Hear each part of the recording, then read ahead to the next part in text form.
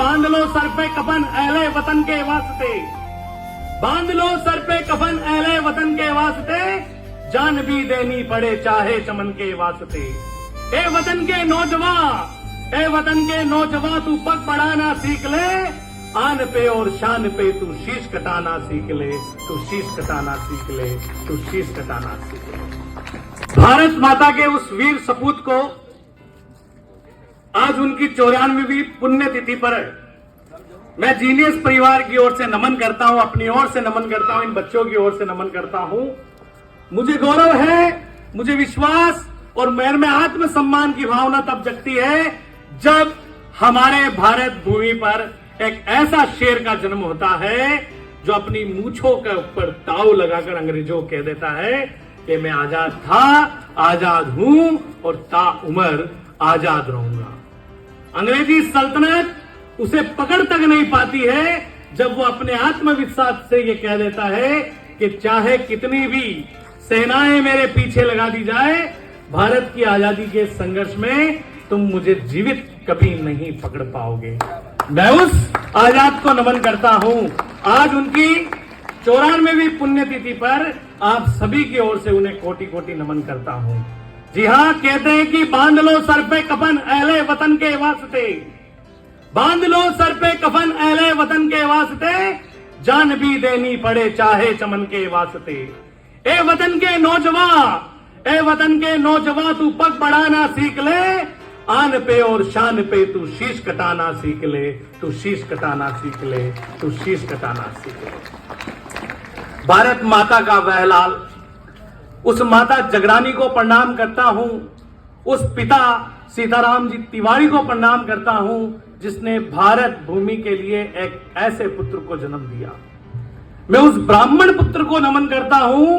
इतिहास में यह दिखाया जाता है कि ब्राह्मणों ने जातिवाद के तौर पर भेदभाव किया है, लेकिन मैं उन्हें बताना चाहता हूं ये चंद्रशेखर आजाद सिर्फ अपने लिए नहीं लड़ रहा था, इस देश की समस्त जनता के लिए अंग्रेजों से संघर्ष कर रहा था।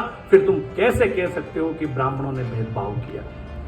यह भारत माता का वह सपूत जो स्पष्ट रूप से यह दिखलाता है कि भारत के लोग मेरे भाई बहन हैं, मेरे बड़े बुजुर्ग मेरे माता पिता के समान हैं और ये मातृभूमि सदा पूजनीय है, सदा पूजनीय है। एक 13 साल का बालक जब पहली बार अंग्रेजी गिरफ्त में आता है तो कोर्ट में अपना मुंह नहीं खोलता। जज साहब बोचक्के हो जाते हैं कि ये अपना नाम नहीं बता रहा है, अपने पिता का नाम नहीं बता रहा है, स्वयं का नाम नहीं बता रहा है, कौन है नहीं बता रहा है। और जज उस 13 साल के बालक के ऊपर 15 कोड़े बरसाने का आदेश देते हैं और प्रत्येक कोड़े के ऊपर वह 13 साल का बालक भारत माता की जय और वंदे मातरम के नारे से जयघोष लगाता है। ना कि कोई चीख निकलती है, ना कि कोई दर्द निकलता है। जज ये दृश्य देखकर चकरा सा जाता है और जब उससे पूछते हैं कि ये क्या था, तब वो कहता है कि अब आप मेरा नाम पूछिए। मेरे कुछ क्रांतिकारी साथियों को लगता था कि मैं नन्हा सा बालक हूं, अंग्रेजी सल्तनत की यातनाएं सह नहीं पाऊंगा और मेरे क्रांतिकारियों को नाम बता दूंगा। इसीलिए मैं उन्हें यह बताना चाहता हूं कि ये बालक भले नन्हा सा है पर ये अंग्रेजी जुल्मों के आगे झुक नहीं सकता है। अब आप पूछिए हमारा नाम क्या है? क्या पूछोगे जनाबे आली? बुरी तरह बर्बाद हूं मैं, मेरी मां का नाम है आजादी, उसका बेटा आजाद हूं मैं, उसका बेटा आजाद हूं मैं।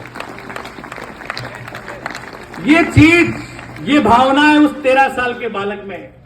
बच्चों, आज इस वीर क्रांतिकारी की पुण्यतिथि हम इसलिए बना रहे हैं ताकि आपको पता चल सके कि भारत भूमि पर ऐसे लाल ने जन्म लिया है जो जन्म से ही अंग्रेजों की गुलामी को सहन करते आया था और जन्म से ही एक संघर्ष का बीज उसके मन के अंदर था कि मुझे हर वो प्रयास करना है जिससे अंग्रेजी सल्तनत कमजोर हो सके, जिससे अंग्रेज भारत छोड़कर जा सके और हर वो संघर्ष करना है जिससे मेरे आने वाली पीढ़ी स्वतंत्र भारत में श्वास ले सके। तो बच्चों, आज जब आपसे पूछा गया कि ये कौन है, ये हमारा दुर्भाग्य है, हमारी उन किताबों का दुर्भाग्य है जिसमें आपको चंद्रशेखर आजाद के बारे में पढ़ाया भी नहीं जाता। आपको ये जानने की आवश्यकता है कि भारत भूमि का ये लाल कोई और नहीं, हमारी मातृभूमि का वास्तविक लाल था, जिसने हंसते हंसते अपने प्राणों को न्यौछावर कर दिया था। ये वह लाल था जिसने अपने वचन को सिद्ध किया कि मैं आजाद था, आजाद हूं और आजाद रहूंगा। भारत के ही गद्दारों ने जब अंग्रेजी शासन को यह सूचना दे दी थी कि चंद्रशेखर आजाद कहां मिलेगा, तब अंतिम छोर तक संघर्ष करते हुए जब इनके पास में सिर्फ एक ही गोली बची थी, तो इन्होंने मातृभूमि की माटी को अपने सिर पर लगाते हुए नमन किया और कथन कहा कि मुझे माफ करना है माता, मैं तेरी इतनी ही सेवा कर सका। और उस बंदूक की आखिरी गोली से स्वयं को गोली मार दी। जो मृत्यु को हंसकर स्वीकार कर ले वो है आजाद, वो है आजाद, वो है आजाद। जो मृत्यु को हंसकर स्वीकार कर ले वो है आजाद। जो अपने कथन को सिद्ध कर जाए वो है आजाद, वो है आजाद। तो बच्चों, मैं उम्मीद लगाता हूं, आशा लगाता हूं कि चंद्रशेखर आजाद जी से आप बहुत कुछ सीखेंगे, अपने वचनों पर अडिग रहेंगे, अपने मातृभूमि के प्रति समर्पित रहेंगे और ये भावना आपके अंदर ताउम्र बरकरार रहनी चाहिए। एक बार आजाद को नमन करते हुए मेरे साथ भारत माता का जयकारा लगाएंगे और जहां ये पुण्य आत्मा जहां कहीं भी है वो देखे कि हमारे ये बच्चे 13-13 साल के नौजवान बच्चे, इनमें भी हमारे प्रति सम्मान की भावना है। हमने जो बलिदान दिया था वह कहीं ना कहीं गलत नहीं गया। बोले भारत